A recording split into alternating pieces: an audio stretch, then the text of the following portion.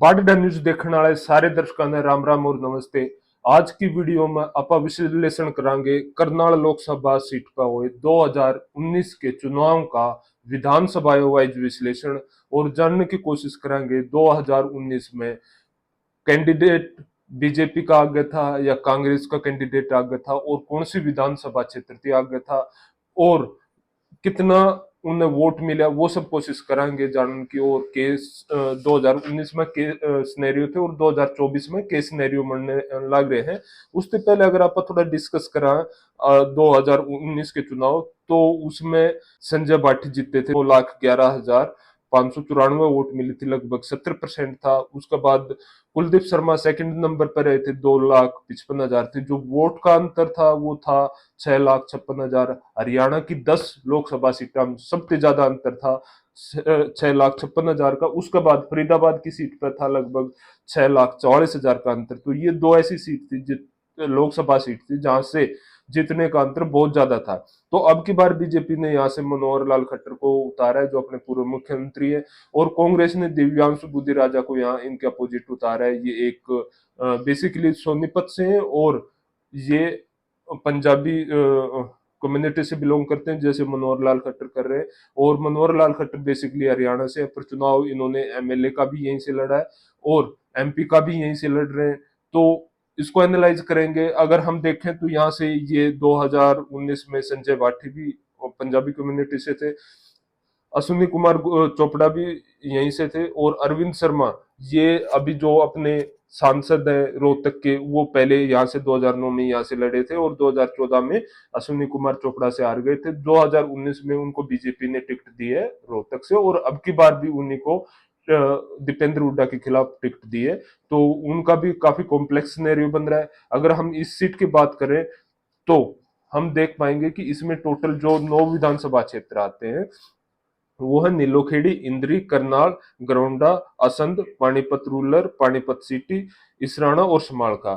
तो इसमें चार जो 5 विधानसभा क्षेत्र हैं वो करनाल के, और 4 विधानसभा पानीपत डिस्ट्रिक्ट के हैं। अगर इनके एमएलए की बात करें तो नीलोखेड़ी से इंडिपेंडेंट एमएलए हैं, और फिर पांच पांच बीजेपी के एमएलए और 3 कांग्रेस के। तो कुल मिला के हम ये कह रहे हैं कि विधानसभा क्षेत्र में भी ही बीजेपी ही लीड कर रही है। और अगर हम इनके ज्यादा अंदर जाके देखें, इनके वोट का अंतर देखें, तो सबसे पहले हमारे पास है नीलोखेड़ी का, जो नीलोखेड़ी करनाल डिस्ट्रिक्ट में है। यहाँ से धर्मपाल जी इंडिपेंडेंट कैंडिडेट है। अगर हम बीजेपी की बात करें तो यहाँ संजय भाटिया को 92,000 वोट मिले थे और कुलदीप शर्मा को 29,000 वोट मिले थे, लगभग 17,000 का डिफरेंस था। उसके बाद इंद्री करनाल में राजकुमार कश्यप यहाँ से बीजेपी के एमएलए हैं, और यहाँ से बीजेपी के संजय भाटिया को 98,000 वोट मिले थे, और कांग्रेस के कुलदीप शर्मा को लगभग 27,000 वोट मिले थे। यहाँ भी लगभग 70,000 से ज्यादा का अंतर था।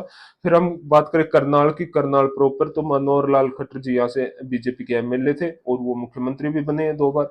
उसके बाद संजय भाटिया बीजेपी को यहाँ से 1,98,000 वोट मिले थे, और कांग्रेस के कुलदीप शर्मा को 28,000, लगभग वही 80,000 से ज्यादा का अंतर था। उसके बाद अगर हम बात करें तो घरोंडा की करनाल में है, हरविंदर जी यहाँ से बीजेपी के एमएलए हैं। इसका डाटा हमें थोड़ा था, वो हमें समझ में नहीं आ रहा, थोड़ा ब्लर टाइप में था, तो उसका हमें पीडीएफ पढ़ने में थोड़ा परेशानी हो रही थी। अगर हम बात करें असंध की, जो करनाल में है, शमशेर सिंह गोगिया आईएनसी के कांग्रेस के एमएलए हैं। यहाँ से संजय भाटिया जो बीजेपी के थे उनको 87,000 वोट मिले थे, और कांग्रेस के कुलदीप शर्मा को 31,000 वोट मिले थे। अगर हम बात करें तो ये यहाँ से मात्र 6 महीने बाद ही इलेक्शन थे विधानसभा के, तो यहाँ से विधानसभा में यहाँ से बहुमत दिया है कांग्रेस को, जबकि लोकसभा में बहुमत दिया था बीजेपी को। तो ऐसे बहुत सारे सिनेरियो हैं हरियाणा में। उसके बाद हम पानीपत रूरल की बात करें तो ये महिपाल डांडा बीजेपी के एमएलए हैं, और संजय भाटिया बीजेपी को मिले थे 1,81,000 वोट, और कुलदीप शर्मा को यहाँ से मिले थे 29,000 वोट, लगभग 95,000 के आसपास का अंतर था। अगर उसके बाद हम बात करें पानीपत सिटी की, तो पानीपत सिटी से प्रमोद कुमार बीजेपी के एमएलए हैं। यहाँ से बीजेपी के संजय भाटिया को 1,10,000 वोट मिले थे, और कांग्रेस के कुलदीप शर्मा को यहाँ से मिले थे 23,000 वोट। तो यहाँ भी बड़ा अंतर रहा था। इसराना पानीपत में है, बलबीर सिंह कांग्रेस के एमएलए हैं यहाँ से, और बीजेपी के संजय भाटिया को 81,000 वोट मिले थे और कुलदीप शर्मा को 29,000। तो यहाँ से वही हमने दूसरा ये सिनेरियो जहाँ से आईएनसी है 6 महीने बाद बहुमत कांग्रेस को दिया है, पर हम देख रहे हैं कि इन्होंने बहुमत दिया है बीजेपी को लोकसभा में।